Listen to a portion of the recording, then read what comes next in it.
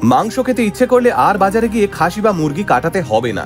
আর কিছুদিনের মধ্যেই ভারতবর্ষের বাজার দখল করতে চলেছে ল্যাবরেটরি মিট, অর্থাৎ গবেষণাগারে তৈরি মাংস। আর ইন্ডিয়া চাইছে এই ল্যাবে তৈরি মাংসের দ্বারা সৃষ্ট খাদ্য বিপ্লবের চালিকা শক্তি হতে। এই ল্যাব গ্রোন মিটের ধারণাটা এসেছে মূলত দুটো চাহিদা থেকে। এক, দুনিয়ায় এত মানুষের প্রোটিন যোগান দেওয়া, এবং দুই, কোনো প্রাণী হত্যা না করে বাজারে মাংসের চাহিদা মেটানো। কিন্তু গবেষণাগারে তৈরি এই মাংস আদতে ঠিক কি রকম? তাহলে বলে রাখি, ল্যাব গ্রোন মিট কোনো কৃত্রিম মাংস নয়।